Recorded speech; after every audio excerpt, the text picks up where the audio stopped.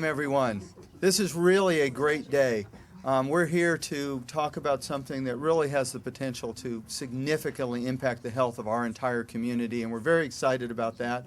We have some very notable speakers to tell you about that, but I'd like to first introduce our Mayor Emeritus, Bishop Hearns, who will give us the invocation. Thank you, Mark, Mr. Mayor, and to everybody that's here.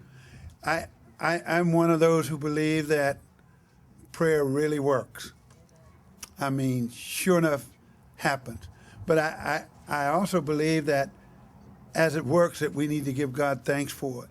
We ask for the Lord to do some special things in our community, and our mayor and city council and the people in the leadership of the community took that up and has run with it. So way over on the west side, there's a house where people can go and get looked at and made some decisions about their health. Over on the east side, I live just around the corner here, and we're able to reach the people on this side. So Mr. Mayor and the council and all of you and all the leadership of this community, I appreciate what you're doing to bring this about. So my prayer today is not only just a request, but also a thank you to God for what he has done for us. Would you join me?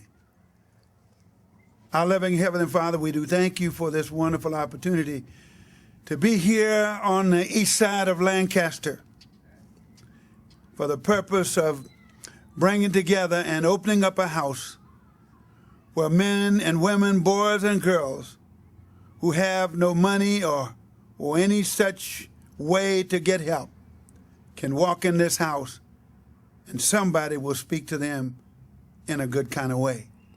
And we thank you for that.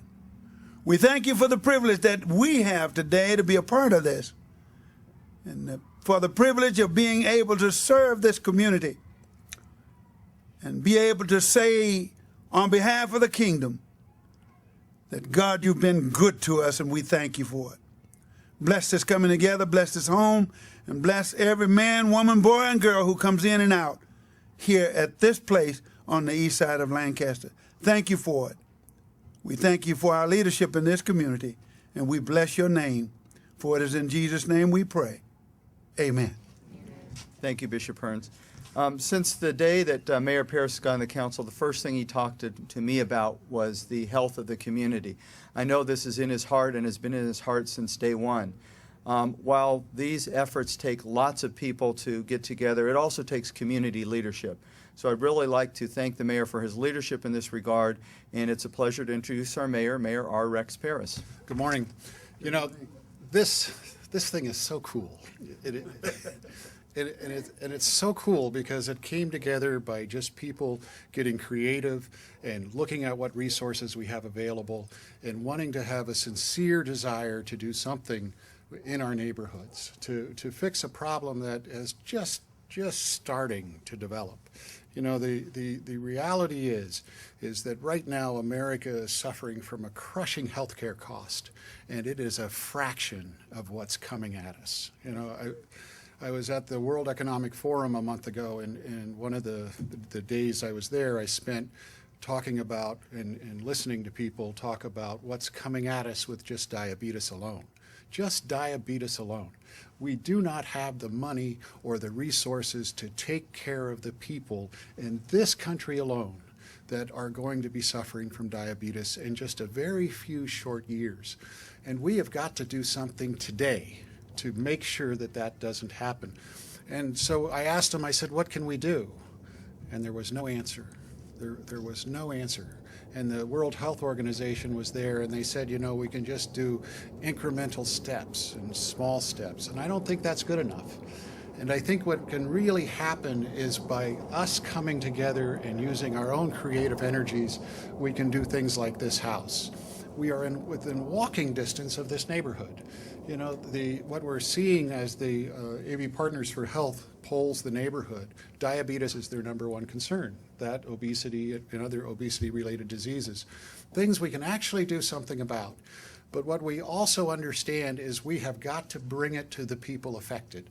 We cannot wait for them to come to us, because when they come to us, it's too late. You know, you've got to stop these diseases in their tracks before they reach fruition. And that is primarily what these houses are about. And what I'm really proud about is we're the only one in the nation doing it. You know, there's no other program like this. And it was as a result of people coming together and forming partnerships. And as soon as the ideas pop in our head, say, let's just do it. Let's just do it. And now we have 2 houses. We got 3 more coming. And it was in conjunction with the redevelopment agency and the Housing and Neighborhood Revitalization Committee at the Lancaster City. It was AV Partners for Health. Kaiser jumped on board that fast. High Desert Medical Group, just bang, they were there without any hesitation. And you know what, in the meetings, what they said is, we've been wanting to do something like this for years. You know, and what it really just takes is coming together to do it. And that's, I guess, why I'm so proud of it. And then the AV Community Clinic have all come together, and we're going to be hitting the hospital. Ed doesn't know it, but he is going to become a major partner in these programs. Because for a lot of reasons. One is they have the expertise, they have the knowledge, and they have the skill sets. But more importantly, this is what will make the emergency rooms work. You know, we've been complaining and carping about the waits in the emergency room and blaming you. It's his fault. It's his fault we got to wait. It's not his fault. It's our fault because we're not stopping it before it gets to the emergency room. And that's why he's going to help us so much with this. That's right.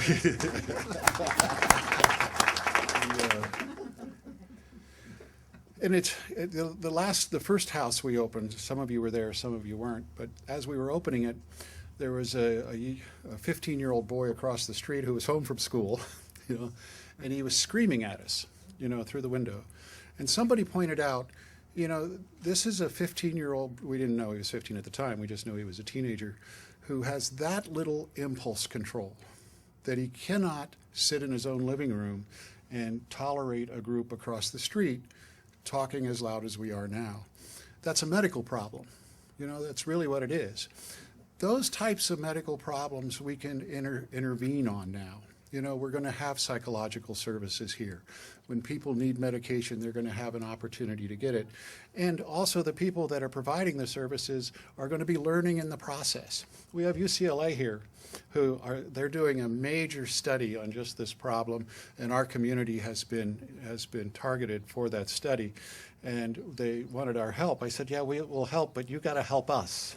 And so they're here, and I'm just really excited to see them here, because that means they're taking an interest.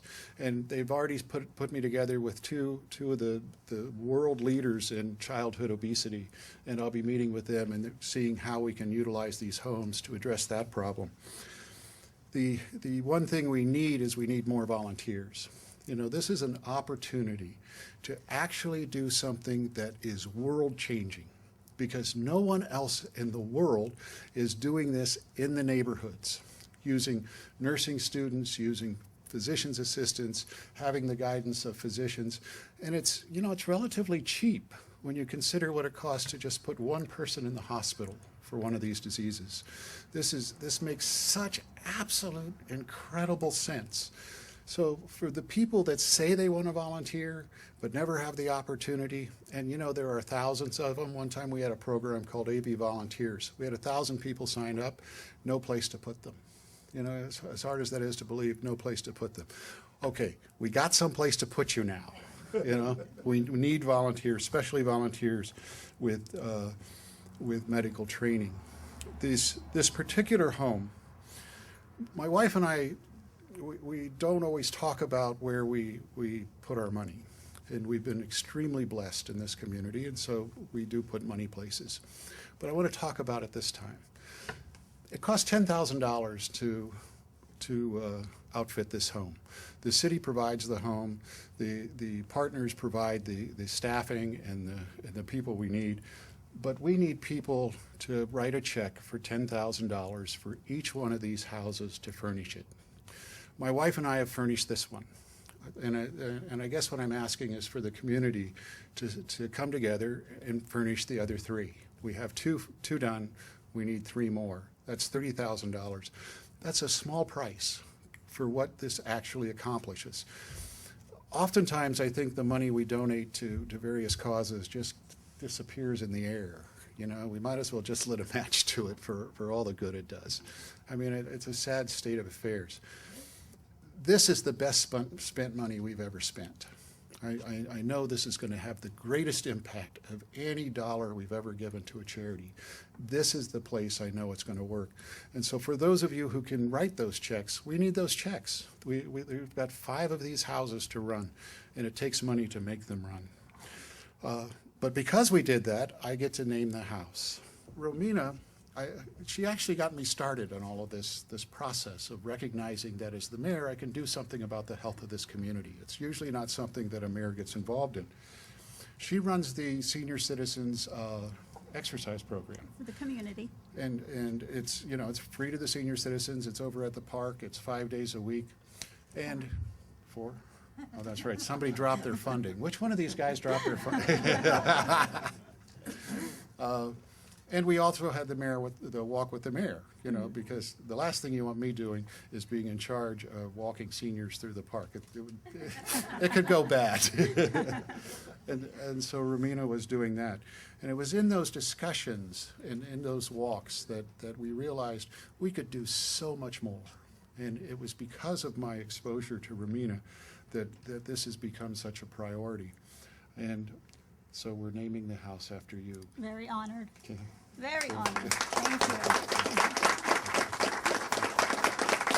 For those of you who don't know, Dr. Tuso and his wife, they on their own, with their own funding, without any press release or PR or any attempt to get any accolades for it at all, developed a program to stop renal failure with diabetic patients. And all it takes is, it looks like a protein bar. It's not, it's more than that. But it costs about $1, and it takes 2 of them a day. And all we have to do is get those into the hands of people who are suffering from diabetes to stop renal failure, which is kidney failure. You know what it costs to put a patient on dialysis for 10, 15, 20 years? And it's all unnecessary. All it takes is to put those bars in their hand so they can get an adequate protein to save their kidneys. Dr. Tuso and his wife created that program, developed it, and have now put it out nationwide. Such a simple solution to such a horrible problem. And he did it without anybody knowing about it. It was a secret. Sometimes you don't want to tell me a secret. I think, you know, the mayor's pretty humble too, and I wish we could just all give him a nice hand of applause for it. Well, it's a great honor to be here. I want to thank everybody for allowing me to say a few words. I want to thank you for making this day possible. And to say another quote, too, is to thank you for making this day necessary. We've been waiting a long time for this. And just to re-edify some of the things that the mayor said, you know, he talks about diabetes. And last week we looked at the Kaiser data since 2004 to 2010, and the number of diabetics in the Kaiser system has doubled. So you can imagine what is happening in the community.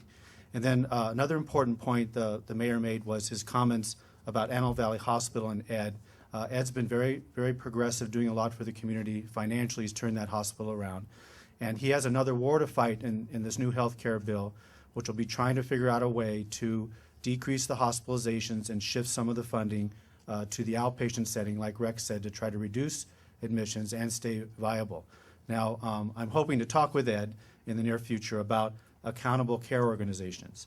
I know Ed's heard that term, big smile on the face. He knows what it means, and we hope that the whole community work with him to develop this type of an organization, which means the hospital will then go out to the community and work with doctors to take bundled funds, put them together so that we can provide preventive services, reach out to the community, like Rex said, to start treating people in a preventive manner to prevent disease from occurring. Michelle also asked me to give you an update on what we now call our Road to Wellness tour. I just went to I've never been to a concert before, and I just went to the Rascal Flatts concert in Irvine, and all of you are smiling that have been to a concert. It was a new experience for me, and the idea of a tour, a rock group touring is a new experience for me, as these guys were really hot, and seeing people stand up and finish the songs when they stopped pausing was development. So I'd like to think of this with the same excitement as our Road to Wellness tour. This is my 7th stop on the tour. Rascal Flatts has had hundreds of stops, but for me, this is pretty special. And just to remind you, it all started with the CEO Summit when we exposed to the Antelope Valley our mortality burden and our disease burden. And thanks to many of you here have taken that on and helped us to continue this tour. The next, we stopped with the help of Antelope Valley Press at the Antelope Valley Mall is our Warford Walk for Wellness. A lot of you were there, and it was such a great day to get everybody out and to walk around the mall a couple times, and the enthusiasm, and people still come up and talk to me and say, when are we going to do our next walk? Next, we went to the Trend community, and we dedicated the wellness home, like the mayor said, and we did the community garden, which now I heard about today is going to be spreading to our local schools. And we're going to have a big press release in early November that a lot of our grammar schools now have little gardens, and the preschoolers will be able to get into their minds at an early age the importance of healthy eating. Then we went to the community clinics. We had our grand opening at the Lancaster Clinic and then the Palmdale Clinic. And then my seventh stop here is the grand opening of the Piute Wellness Home. And thank you for coming today. Now, while on this tour, to be on the serious side, I realized that the real voyage of my discovery, and certainly Rex's discovery, comes not in seeking new landscapes or building a new community, but in seeking a new pair of eyes in how we look at these landscapes.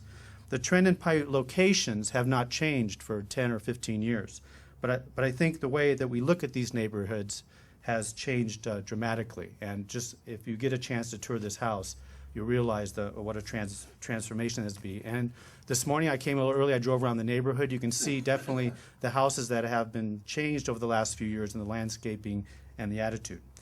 Now, let me tell you a true story. Last Sunday, a good friend of mine from Northern California, a very successful businessman, he works in Stockton. He actually is a very young man, but he was able to procure the cleaning contract for all the Targets in California. And he's a multimillionaire, a lot of ingenuity, very smart man. And he came down, we had breakfast, and I took him to the Trend neighborhood because I thought it was pretty amazing. I hadn't seen anything like that, like Rex had said, and he hadn't either. And I took him first to the wellness home, and then the community home, and then to the garden. And he was so impressed. He says, I got to take pictures of this to take back to my community, show my leaders, to show my pastors what's possible. And as we got out of the car, we were taking pictures of the garden, and a man walked up to us. And you heard the story Rex said about what happened the last time we had a wellness home. So I was a little concerned that something like that would happen. But this man came up. He told us his name was Lawrence, and he had lived in the Trend community for 35 years. Okay, and he went on to tell us stories of gangs and drugs and even murder. He said 2 years ago, there was a murder here. A man with a shotgun killed another man, threw the shotgun over the fence. The police eventually got the shotgun, get the fingerprints, and he went to jail. And he says since then, that has all changed. Okay, and it was very touching to hear this man talk about these very things that were very close to his heart. And his kids had grown up there, his grandkids had grown up there, and he was very grateful for the changes that have happened. So I asked him seriously after he talked to us for about 10 or 15 minutes, how are things now in Trent? And he stopped, he got a little teary-eyed, he looked me in the eyes, very thankful and truthful expression, and then paused and said, it's 100% better. And at that point, I knew that we were making a difference, and I'm sure we're going to see that in all these neighborhoods by us getting there and helping those people. So according to Lawrence, this man we were speaking to, there were now two trends. The old trend where there was no hope, and the new trend where he sees hope. And that's a wonderful thing for a person to experience. And so according to Lawrence, he felt a miracle had occurred in Trent, okay, which wasn't possible. And as you go into the house today, there's a quote on the wall. It says, life is not measured by the number of breaths you take, but by the moments that take our breaths away.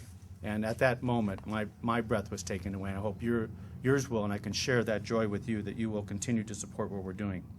So what we are doing in Neighborhood Impact is wonderful. Thanks to Neighborhood Impact and many of you here, our community, I think besides me, our community has a new set of eyes, a new way of looking at this, thanks to Rex and opening our eyes so we can see this thing a little bit differently, and thanks to the Redevelopment Agency for the donations and the support they've given.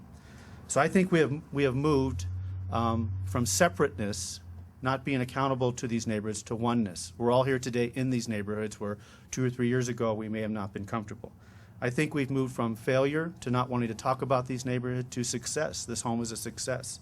And it's particularly a dedication to someone who spent their whole life dealing with a chronic disease. What a wonderful thing. It will stay in our memory forever of the specialness of this home.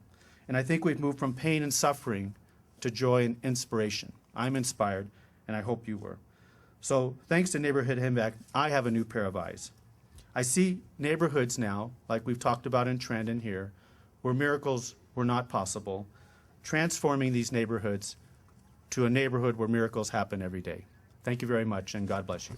Lancaster is one of the leading cities in the nation to take on a holistic approach in improving the community one neighborhood at a time. And we've been able to turn these neighborhoods around in approximately 4 years. We have a little ways to go, but 4 years is a real short period of time to work at this and start turning neighborhoods around. We've been able to accomplish this amazing progress by collaborating with our community health experts to bring together all the pieces necessary to make these wellness homes successful. We'd like to thank the Antelope Valley Partners for Health, Kaiser Permanente, High Desert Medical Group, and Antelope Valley Community Clinic for working with the City of Lancaster to provide such a progressive approach to community wellness. The efforts we are making to offer alternative support systems throughout our community have proven to be extremely beneficial to our local families and very gratifying to our staff, local partners, and numerous volunteers. The Lancaster Redevelopment Agency Housing Neighborhood Revitalization Department closely partners with our supporting organizations to ensure that the rehabilitated homes are equipped to meet the operational requirements of the services being offered as part of the Citizen Wellness Initiatives. We work on the neighborhood impact homes, the wellness homes, and the neighborhood gardens, in addition to going into the neighborhoods and rehabilitating foreclosed homes. The purpose of going in there rehabilitating the foreclosed homes was not to get in the middle of the foreclosure crisis, but to create stable neighborhoods with an equal amount of home ownership and rental. And we're still working on that, and I think that it's beginning to make a big difference in how the residents feel about themselves and their neighborhoods. We are very proud to be a part of this community movement towards better health. And I'd like to introduce Michelle Kiefer, the Director of Antelope Valley Partners for Health. Thank you all for coming. We're so honored to be part of this and to be asked to kind of head up these houses and be the collaborating agency to bring everybody into them. One of the big focuses and the thing that makes each one of these houses so special is that we actually go into each community that we're in and do community assessments. We go door to door and ask the community what they need, what they want in health and wellness, and what they feel their issues are. Are there small children in the house? Do we have to bring more parenting in? Are there diabetes issues more in these neighborhoods? Each community house is developed specifically for those community needs. So this is truly a community house, and it fits our mission to have healthy people in a healthy Antelope Valley, and we cannot do it without all of the community input, the city support, our other partners support, the hospital, High Desert Medical Group, the clinic. It's all one big family and one big community, and we're just honored to be part of it. And we want to do some special recognitions because this house was put together with a lot of love from different people. And so I want to have my board chair, Jane Fry, come up and help me give out these recognitions real quick. So our first one, of course, is to our house dedication. So we just wanted to give her a special certificate as well. Oh, There thank you you. Thank you very much.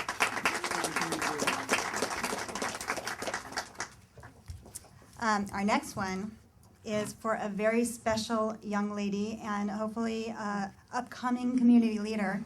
Every year we do our Healthy People Initiative. Well, this is our second year now that we're doing it, and we have an art contest. And this young lady turned in, it was actually for a logo contest, but there was a little piece in it that we all fell in love with. And we asked her to please, we bought her a canvas, and she did a big rendition of it, and it's now in the kitchen. We just hung it today, and we just want to thank her for that. It's beautiful, and take a look at it. And Nikita, she's a senior at Piute High School.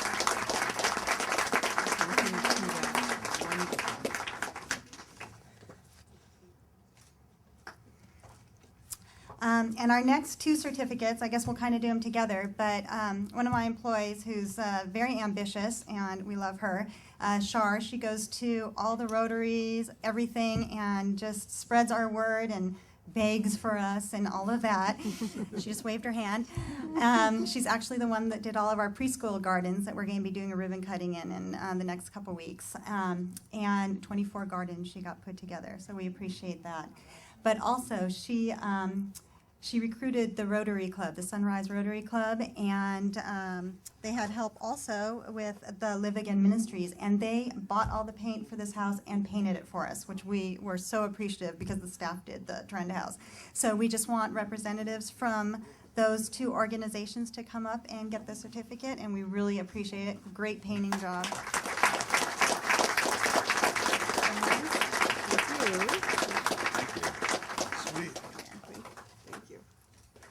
You know, I think it's important for people to understand why things are developing the way they are in the city. It's easy as mayor to take credit for stuff, but I know how it really is going on.